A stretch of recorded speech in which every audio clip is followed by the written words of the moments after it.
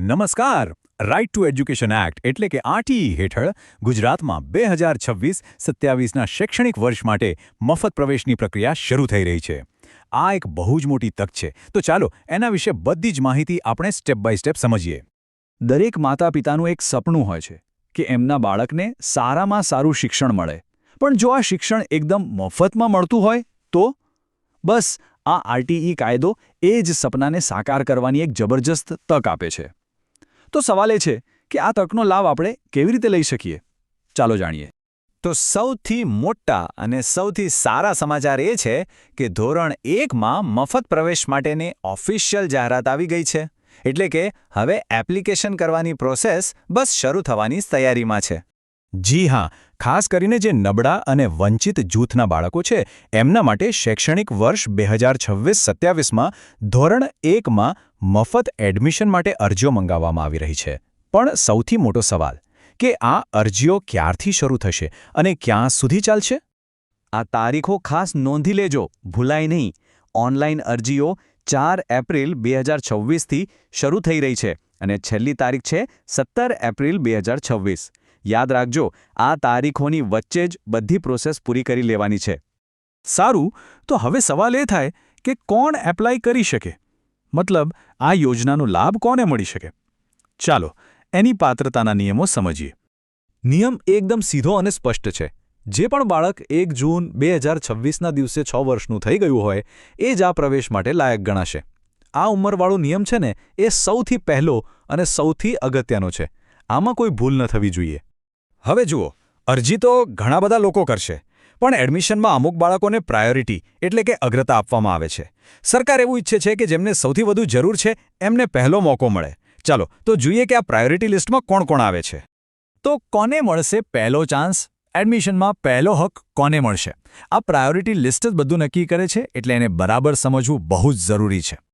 જો સૌથી પહેલી પ્રાયોરિટી એવા બાળકોને અપાઈ છે જેમને ખરેખર સૌથી વધારે જરૂર છે, જેમ કે અનાથ બાળકો, જેમને સંભાળની જરૂર છે એવા બાળકો, બાળમજૂરો, દિવ્યાંગ બાળકો અને શહીદ જવાનોના સંતાનો. આનાથી એ પાક્કું થાય છે કે મદદ સૌથી પહેલાં એમના સુધી પહોંચે જેઓ સૌથી વધુ લાચાર છે. એના પછીના ક્રમમાં સામાજિક અને આર્થિક રીતે નબળા વર્ગને સ્થાન મળ્યું છે. આમાં એવા માતા-પિતા જેમનું એકમાત્ર સંતાન દીકરી હોય, બીપીએલ કાર્ડ ધારક પરિવારો, એસસી, એસટી અને એસસીબીસી કેટેગરીના બાળકોને પ્રાયોરિટી મળે છે. અને લિસ્ટના છેક છેલ્લે આવે છે સામાન્ય કેટેગરીના બાળકો. હવે એક બહુ જ અગત્યની વાત. જે પ્રાયોરિટી નંબર 8થી 13માં આવે છે એ બધા જ બાળકોના પરિવારની વાર્ષિક આવક 6 લાખ રૂપિયાથી ઓછી હોવી ફરજિયાત છે.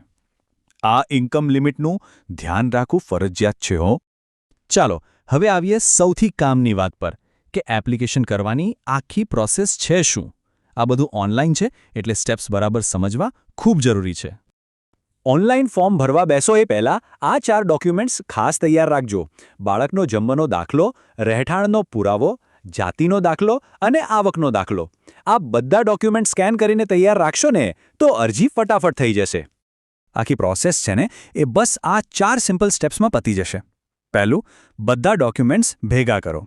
બીજું, ઓનલાઈન ફોર્મ ભરીને એ ડોક્યુમેન્ટ્સ અપલોડ કરો. ત્રીજું, ફોર્મ ભરાઈ જાય એટલે એની પ્રિન્ટ કાઢી લો. અને ચોથું અને છેલ્લું સ્ટેપ, એ પ્રિન્ટઆઉટને સાચવીને તમારી પાસે રાખી લો. બસ આટલું જ છે. અને આ બધું કરવા માટે જવાનું ક્યાં? તો એ છે સરકારની એકમાત્ર ઓફિશિયલ વેબસાઇટ rteopggujarat.com.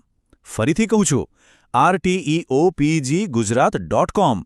અરજી ફક્ત આ જ વેબસાઇટ પરથી થશે. બીજી કોઈ પણ ખોટી વેબસાઇટના ચક્કરમાં પડતા નહીં. ચાલો બધું પૂરું કરીએ એના પહેલાં કેટલીક એવી બાબતો પર નજર કરી લઈએ જે બિલકુલ નથી ભૂલવાની.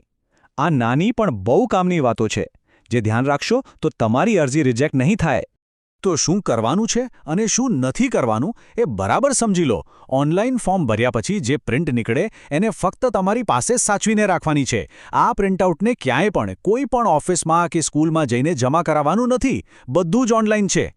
એક વાત યાદ રાખજો, શિક્ષણ એ સૌથી મોટી ભેટ છે જે આપણે આપણા બાળકોને આપી શકીએ.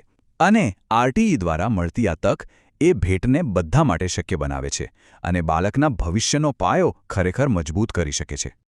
તો છેલ્લે બસ એક સવાલ, શું આ માહિતી અને સમયસર ભરેલું એક ફોર્મ ખરેખર બાળકના ભવિષ્યને એક નવી દિશા આપી શકે છે? હવે આનો જવાબ તો લેનારે જ આપવાનો છે.